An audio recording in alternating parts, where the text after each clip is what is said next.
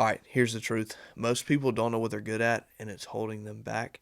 In this video, I'm going to talk about the importance of really taking time to figure out what it is that you're best at and how doing that for me has drastically improved and completely changed my relationship with the work that I'm putting in to grow what I'm passionate about, in my case, music, into a sustainable career.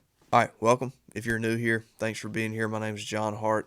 I'm an independent artist based out of Mississippi. Last video, I talked about what was not working. So, a lot of touring, a lot of playing shows. Some of that had gone really well. It just didn't set me up for enough growth to where I felt like it was sustainable and made the most sense to continue. That video ran a little bit longer than I thought it would. So, this is the second part of that where I talk about actually really taking a long, hard look at what I was doing and what I felt like I was best at, and figuring out, once I decided that, how to use that strategically to set myself up for the most growth. So this is the second part of that video. Hopefully there's some takeaways regardless of what it is that you're pursuing. So yeah, we'll get into it. Hope you enjoy. I had to take a hard look at what was working and what wasn't. And this is what I ended up coming up with. Number one, not being able to release music because of financial constraints was definitely holding me back.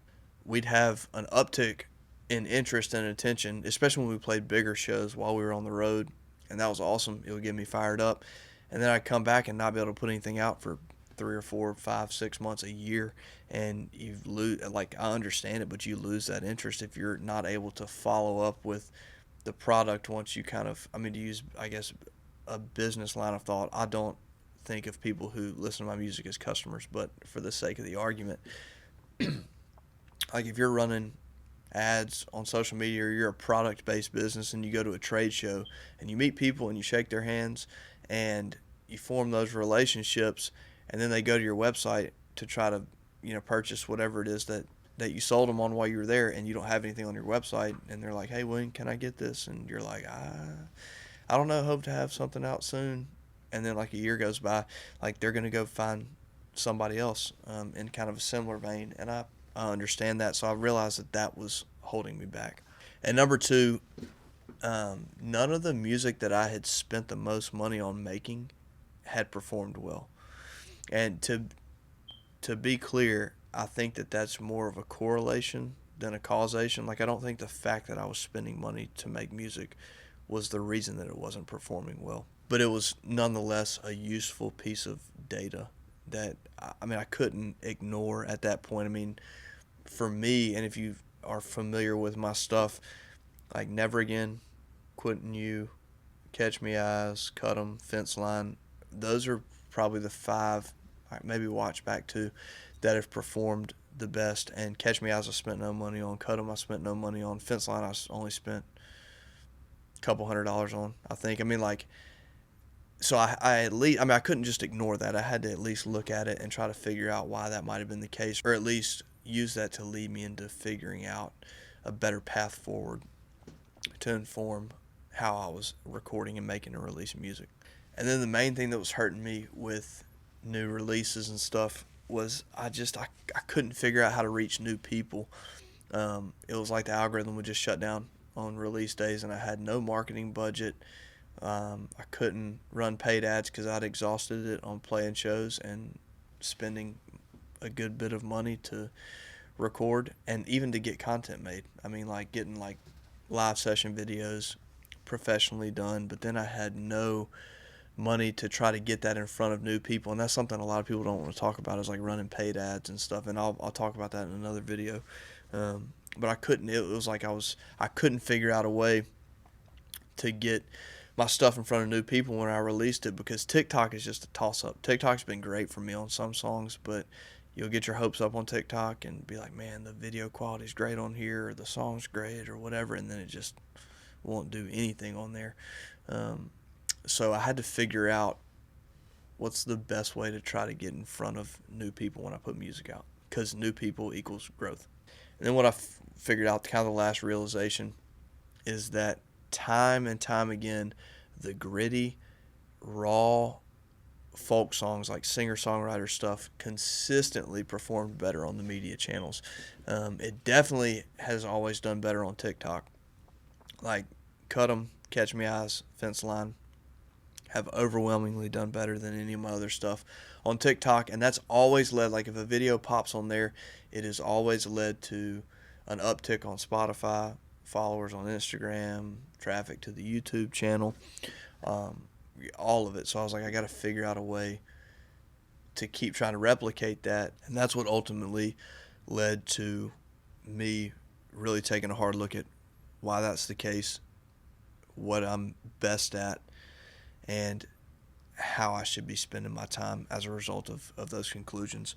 So I came to the conclusion that my three biggest strengths when it comes to music are feel, playing live, and songwriting.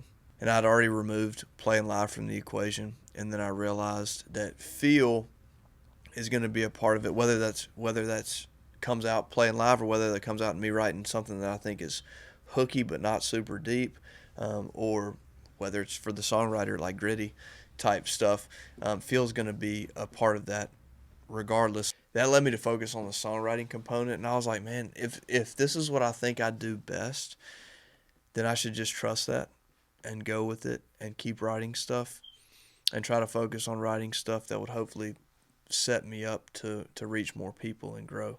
Yeah, I kind of had the thought, I was like, if you don't trust your abilities at a fundamental level of whatever it is that you're creating, then and I mean really trust them, then it would make sense to kind of like try to view a project in this through this like magnum opus lens, to where like you spend 3 years and $30,000 and whatever making an album, because somewhere back in a tiny corner of your mind, you're kind of worried that you might not ever be able to top it, or you can't produce something like that consistently enough to keep growing.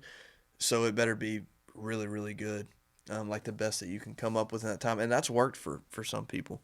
And I'm not knocking that. I just really felt that for me that was not the path, because I ended up sitting on. I mean, I tell people this might sound cocky or be different. I don't mean for it to be like that, but like I don't finish songs that I don't intend to put out. Like if it doesn't feel good, if I'm not like really vibing with it internally, I don't finish it. So I had all these songs, every single one of them that I had written, over the past few years, that I was like, man, I think this is good. Like it's worth me putting it out, but I couldn't do anything with it. And the one thing that I knew for sure is that like if I didn't get the songs out at all, then there was no shot at growth.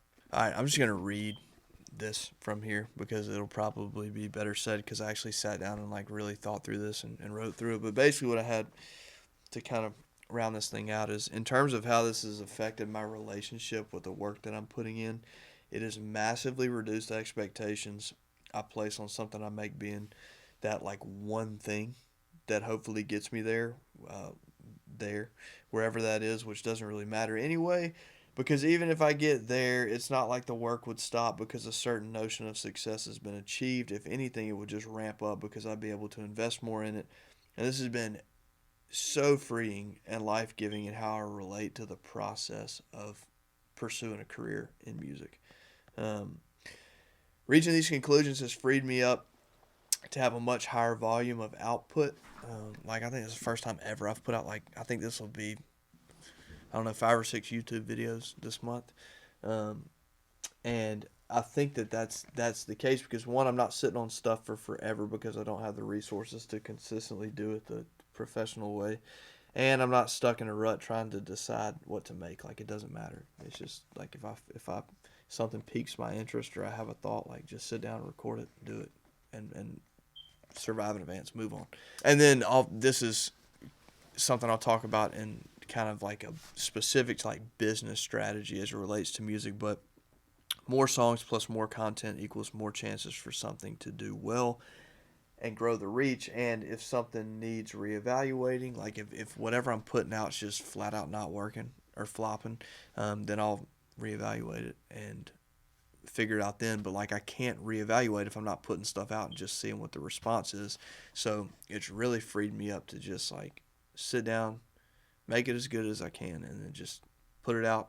Don't look at the numbers. Just move forward. All right. I don't know how focused this was. I tried, but if you've enjoyed this or if you've gotten any value from it, it would mean the world if you subscribe to the channel, if you've engaged with it in any way. We're really not that far off from being able to get this thing monetized. And like I said, hopefully there's takeaways for whatever. I mean, whether you're doing music or whether you're painting or in business or in school trying to figure stuff out. Hopefully you can kind of glean some of the value of just trying to figure out exactly what it is that you're good at, because I get fired up talking about it because it's just provided so much clarity for what I feel like I need to be doing, and it's massively improved my relationship with the idea of pursuing this, because for a long time I was just like, what am I doing? Why am I doing this? And all that's kind of clicked recently. So anyway, I hope that there's some part of this that you found valuable. There's a lot more like this to come, and I'll see you on the next one. Thanks.